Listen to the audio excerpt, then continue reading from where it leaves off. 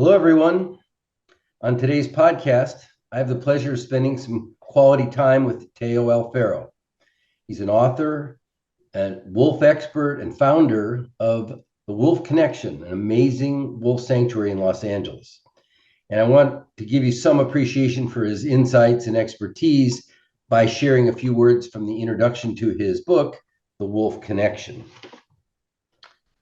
The approach of a wolf, subtle, almost in slow motion, confident and decisive, seeking connection on her or his own terms, can stretch time, open the heart, and awaken the soul.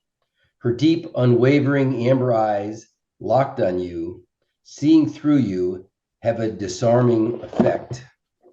Wolves have a heart-centered, awe-inspiring presence that is unforgettable and impactful beyond language. An encounter like this can awaken a dormant, primal memory within us, an echo from a distant time when we were more alert, connected to nature, awake and alive. And it gets better from there. Teo, how are you? Very good, David. Thank you for having me. Welcome. Pleasure seeing you. Yeah, great to see you. So,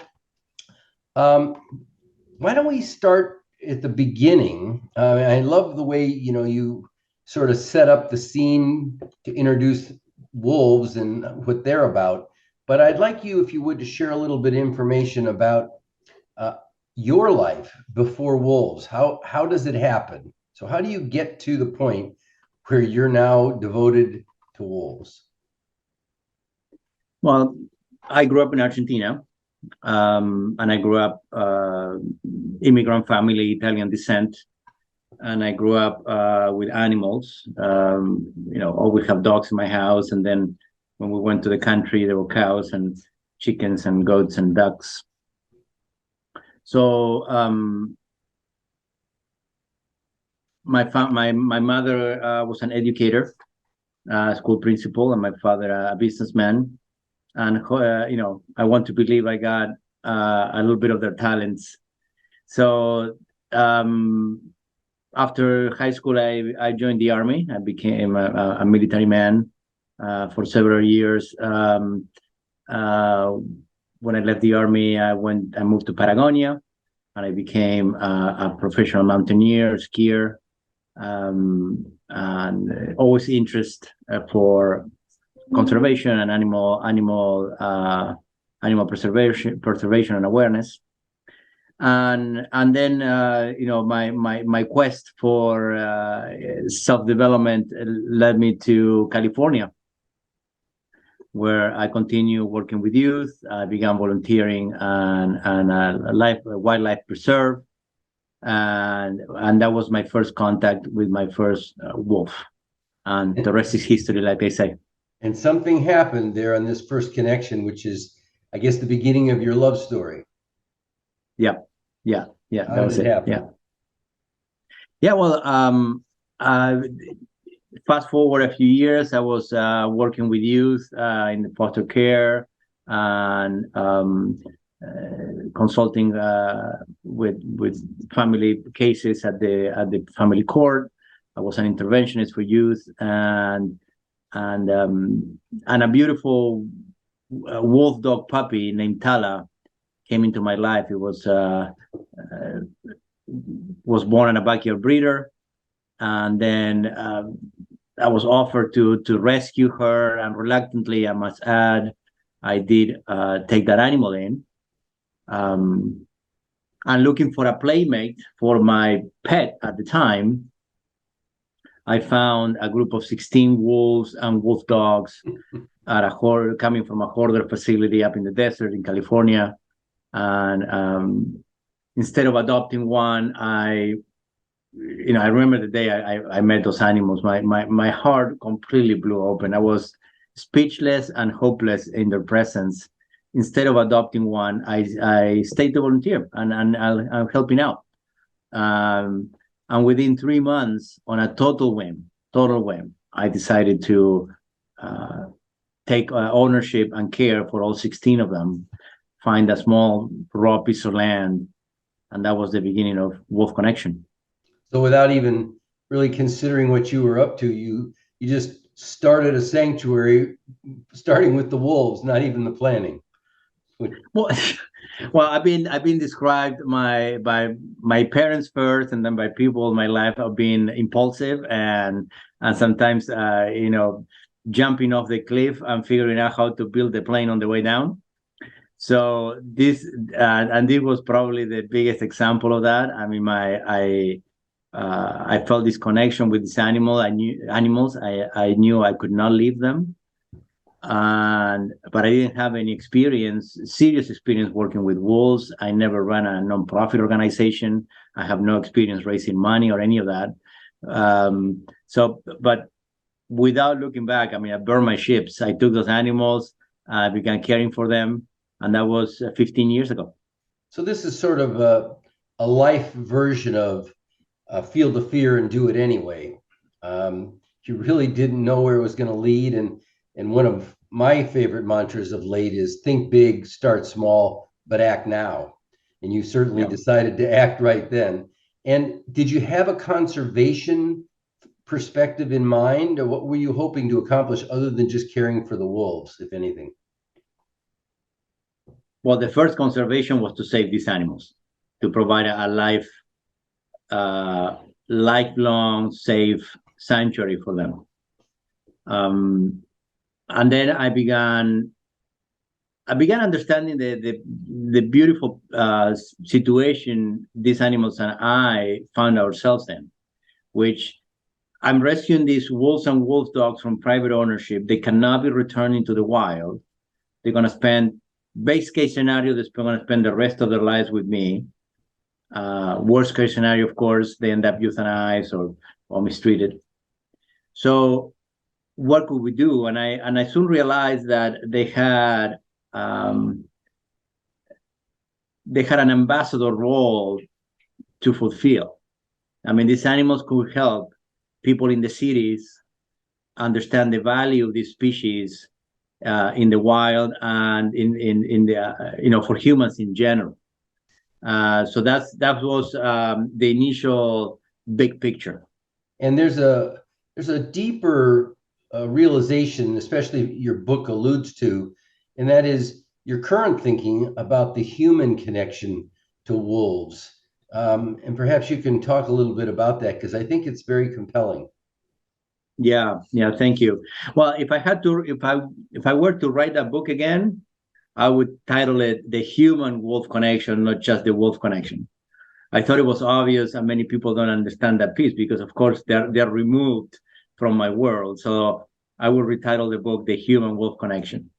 So when I first met the wolves, I first felt the impact they had on me. I mean, I was calmer, I was more focused, I was more intentional, clear-minded around them. My feelings were not overwhelming. So I could feel the therapeutic, the impact immediately.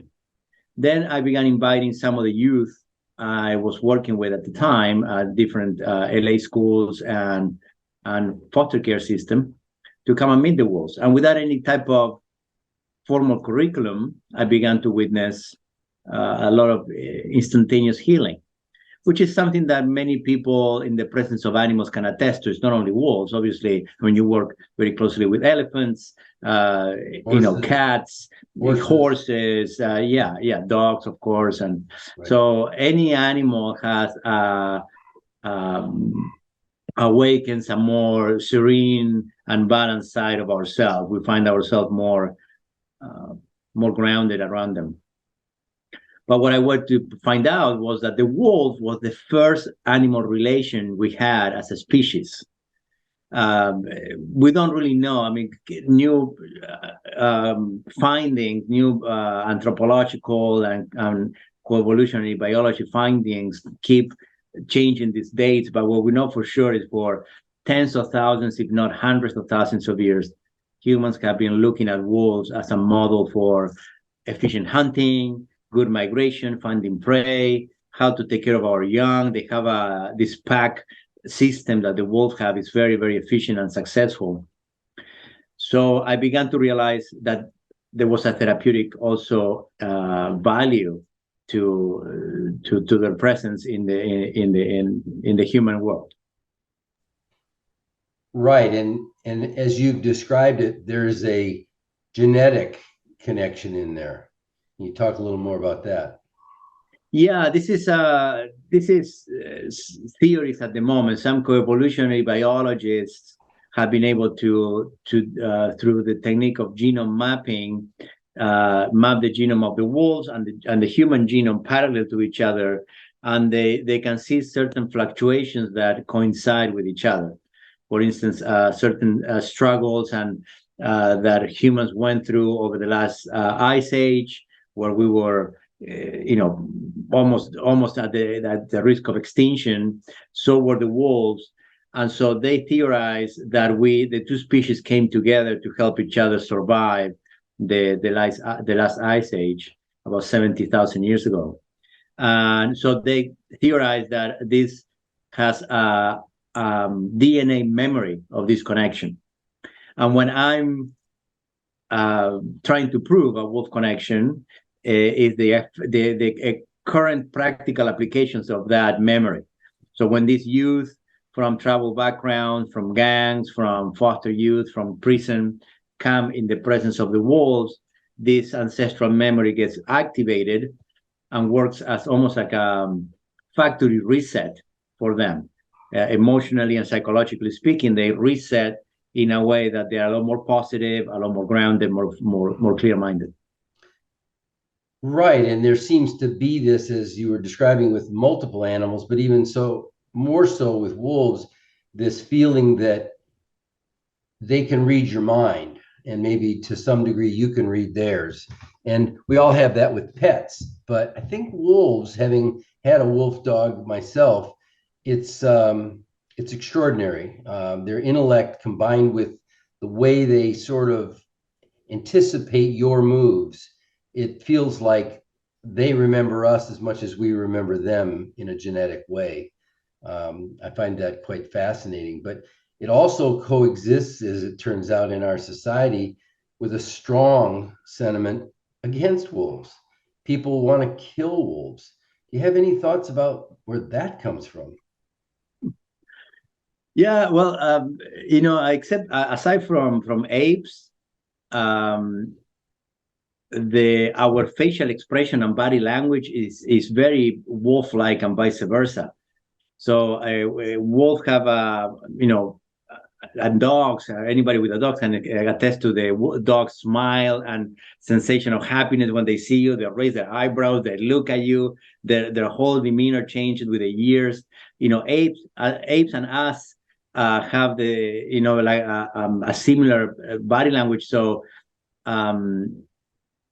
they have done experiments where humans and dogs, they communicate just with eye movement, right? So there's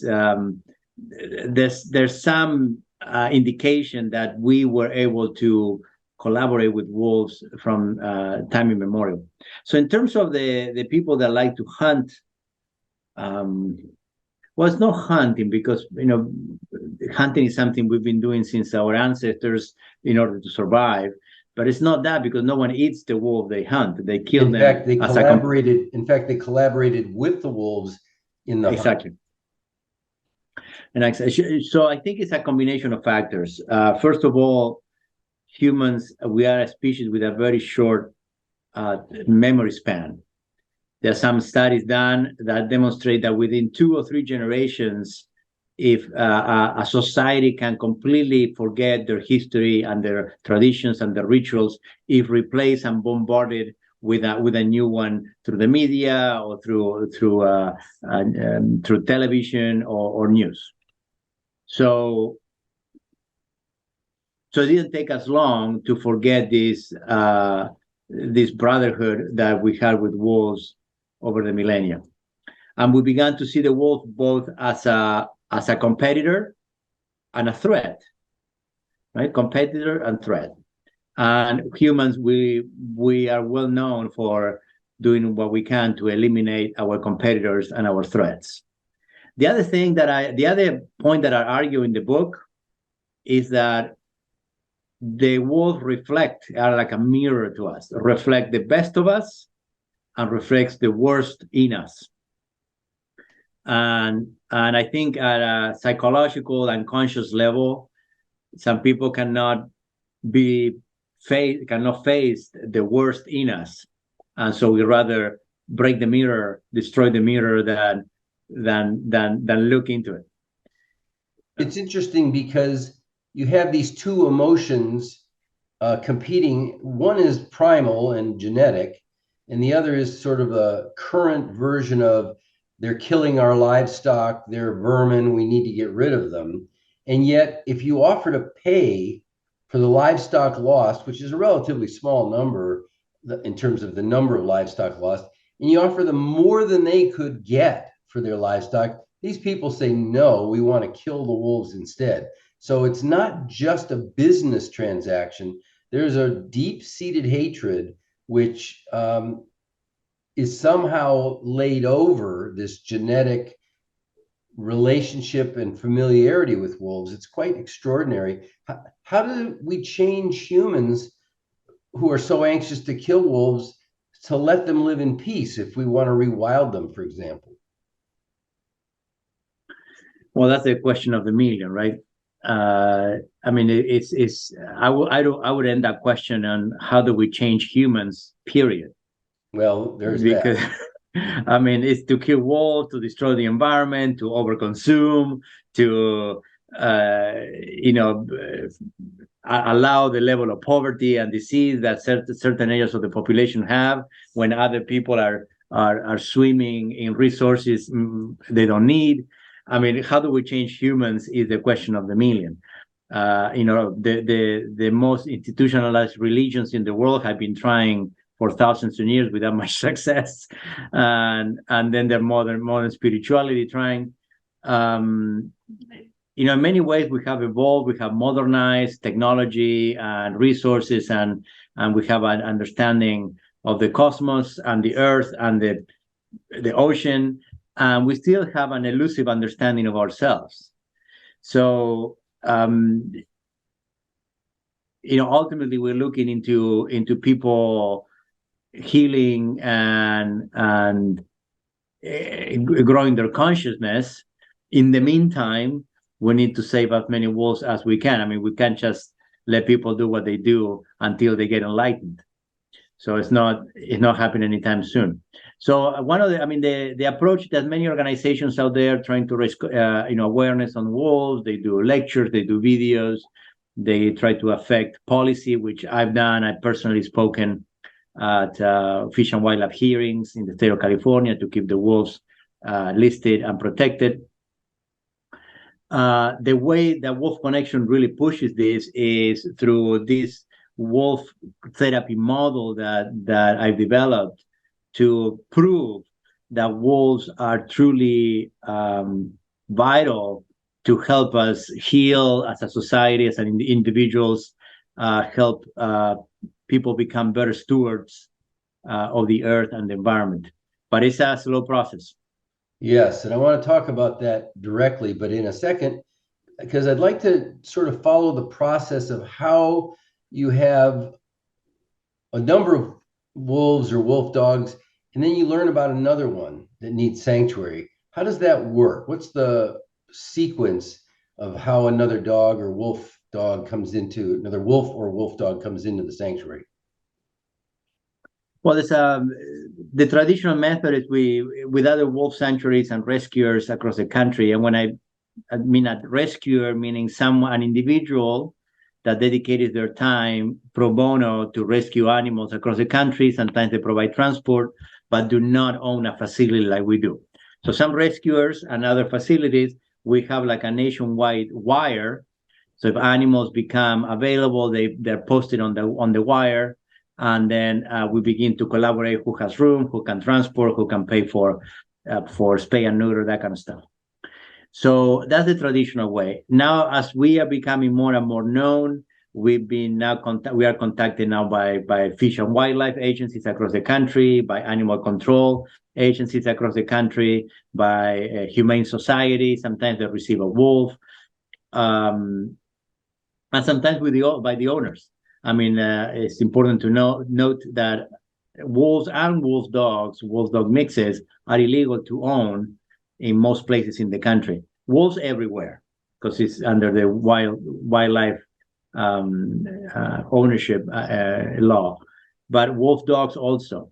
And so sometimes owners, they realize that it wasn't such a good idea to have this kind of animal in their home, or they've been threatened by authorities to get the animal confiscated.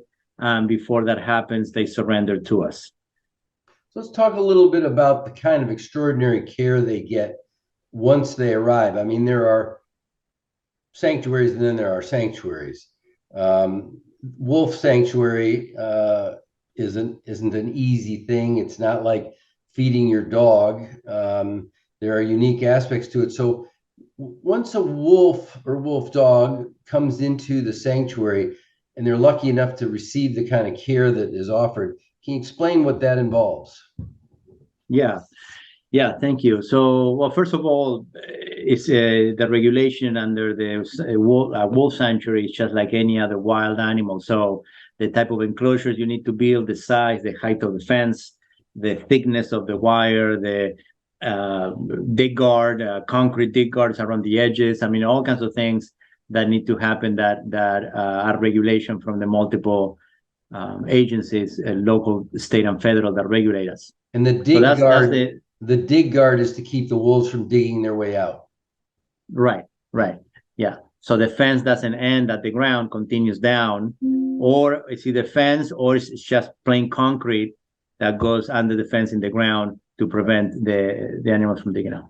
So that's one, which not all the places can afford that kind of enclosure, so they Mickey Mouse their enclosures, right?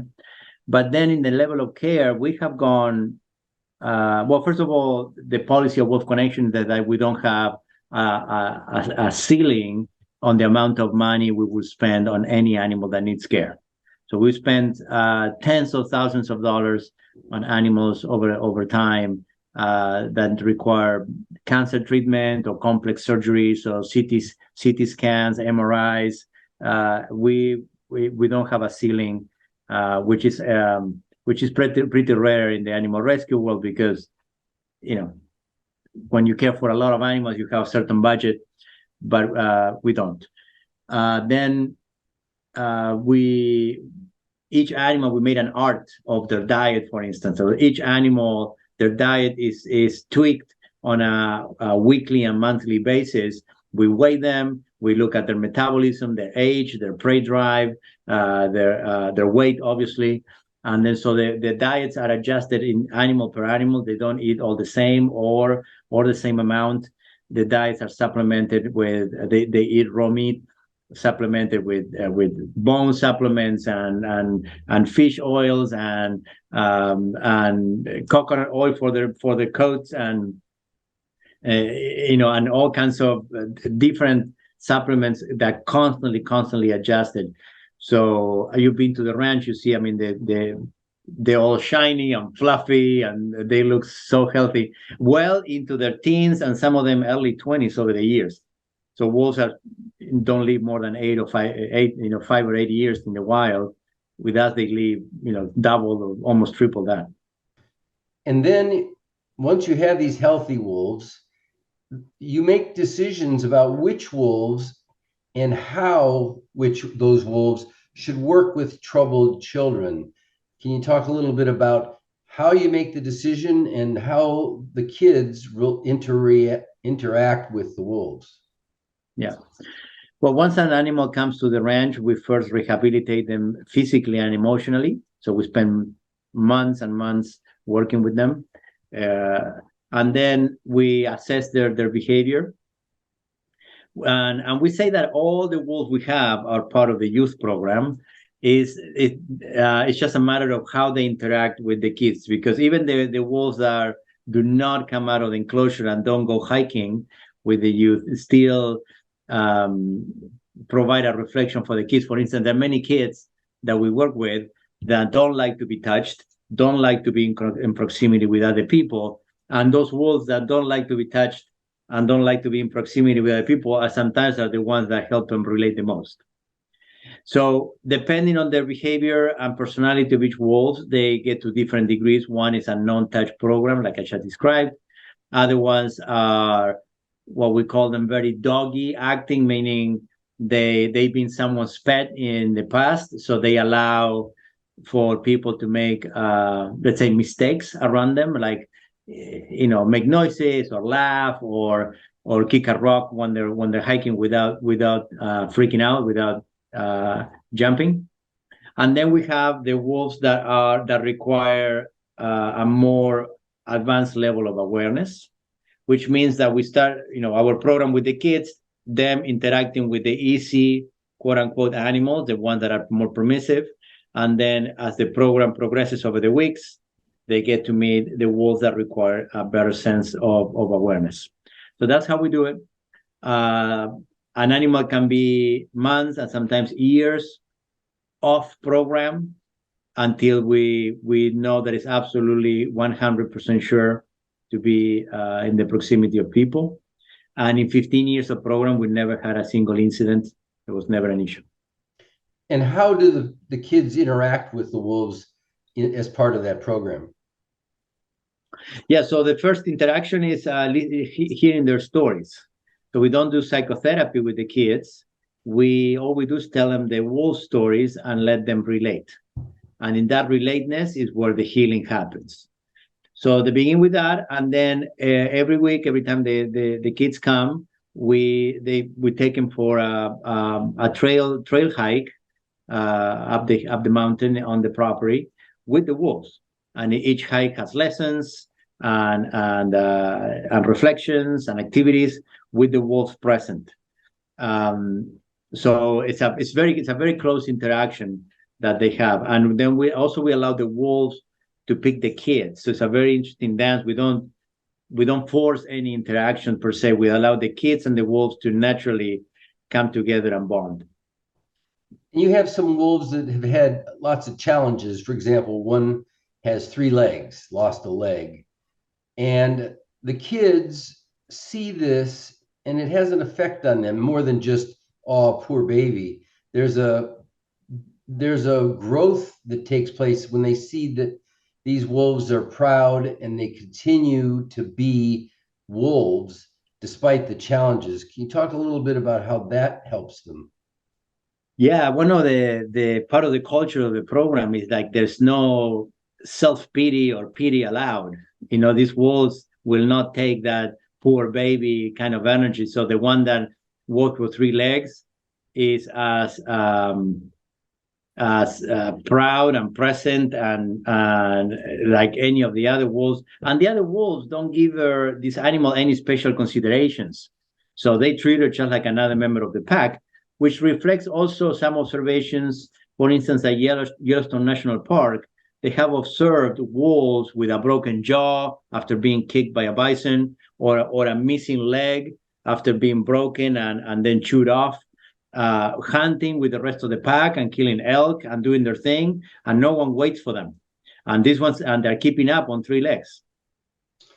Yes, and the kids actually think, if that wolf can be proud and keep up with those kind of challenges, maybe I can deal with some of those in my life. Exactly. You said it. You said it beautifully. It's basically a lesson in grit and resilience. It's the fact that there's no really excuses not to go for it. Do you find that children seem to have a natural bond with the wolves that perhaps adults may have lost or don't have? That's a good question. Look, first face value, yes. Children tend to be more open, more quote unquote innocent, if you will, more open to that kind of connection. And over the years, we've seen children that look like an old person coming to the ranch. They've been battered and mistreated and shut down and yelled at and hit and abused in ways that almost their childhood went away and they're aged decades in a teenage body. So in some cases, those young people take a little longer to open up, to trust, to connect, to believe in themselves. I mean, that's the biggest damage that sometimes as a society we do to our youngest kids. We convince them that they are broken. We convince them that they are not good enough. It's not just what we tell them as a society, but they end up believing it, and it takes a minute to revert that point of view. And you're now pioneering some new online learning techniques associated with the wolves. Can you elaborate a bit on that? Sure. So during COVID, we, like anybody else, we got shut down. We lost our funding. We lost our clients, and schools were closed. So we didn't have any programs. So in an attempt to continue serving, we did some Zoom classes, some online classes with youth in prison, in youth camps. And they were very successful. And that gave us the idea to develop, to basically put the entire curriculum of our 8-week program online in a social, emotional education and entertainment platform that has caught the eye of education groups and school districts and local and state departments of mental health. So right now the government is funding a pilot program to roll out our platform in a number of schools, very successfully, I must add. And I'm also aware of some exciting new developments regarding the physical layout of the Wolf Connection. Can you talk some about that? Yeah, you're aware. I am participating intensely and generously. Yeah, well, we are close to completion on our second den, we call it, or second wolf compound. This is 23 new enclosures of ample size and design, and that will allow us to rescue, to more than double the current pack. We have right now 38 wolves, a couple more arriving soon next week, and then this new area will allow us to double that. So if everything, we got set back this last winter with heavy weather, but now we're back on track to kick off that new development. So very, very exciting. And large spaces for them to run. Yeah. This includes also 3 initially, maybe more later, 3 large multi-acre, let's put in this describing the wilderness enclosures that would allow the wolves to be wolves and play. And when they are not working on the programs, we can turn them loose and let them, be wolves in those areas. And how do you think the new housing and spatial freedom will assist the wolves and with it the wolf connection itself? I think it's gonna create a new chapter for us, because wolves, just like humans, they have different personalities, different tendencies.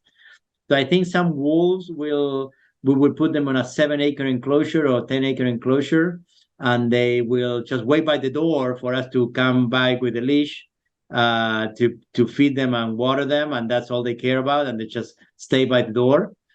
And other ones, we'll turn them loose in 10-acre enclosure. Will take us a week to find them.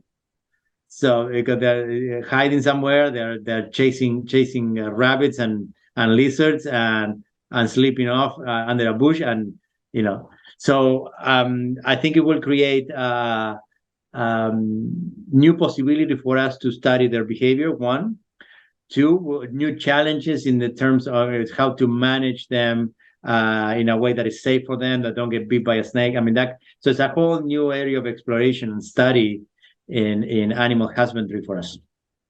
Yes, and I think hopefully they'll be able to reform their packs and actually run in packs in these open spaces, which is a huge part of wolf culture, if you will. Yeah, for sure. I mean, wolves in captivity, that's, like I said, that's another area of exploration for us. Wolves in captivity tend to respond differently than wolves in the wild in terms of their associations. And wolves, what we experienced so far over the years is that wolves that get totally along one month, the next month they're going after each other over a resource, or a toy, or water, or food. So something to keep a close eye on. But yes, I mean, the ability to turn them loose in small groups for them to explore the dynamics is it's very enticing. What else would you like the people to know about wolves or the wolf connection we haven't covered so far? Well, in terms of wolves, it's like always, don't believe Little Red Riding Hood. Don't believe the Three Little Pigs. Don't believe the horror wolf movies from Hollywood. Uh, Believe the science. Believe the research. And if people have time to go in the wild, go to Yellowstone, or come to Wolf Connection to actually meet the wolves, I believe they will be pleasantly surprised on how much of a those gentle, loving, open, life transforming animal it is. That's in terms of the wolves. So um, don't let the fear take the best of you and go meet a wolf. That's one. In terms of Wolf Connection, I would like people to know that Wolf Connection is a nonprofit organization. We survive and thrive and care for these animals and the youth programs, thanks to the generosity of donors and foundations and government programs. So if anybody listening to this, has children in school age, and the teacher would like to bring their kids to the ranch and meet the wolves, and that's how we feed the animals. And secondly, some animal lovers out there like yourself, willing to share their abundance and generously with us, it will go a long way. We run a very tight ship, and we stretch every dollar many times. Teo, it's amazing what you're doing. I hope people check it out. You're obviously just north of Los Angeles, and easily accessible to people who want to fly to Los Angeles and see wolves that really can't see them anywhere else. It's a pretty extraordinary thing that in this day and age, they're almost impossible to find or see. So it's wonderful what you're doing. And I want to thank you so much for taking time today. Yeah, the pleasure is mine, David. Thank you for your love, support, for who you are in the animal world. It's an honor counting you as a friend. Well, I appreciate it. I feel the same way. Thank you.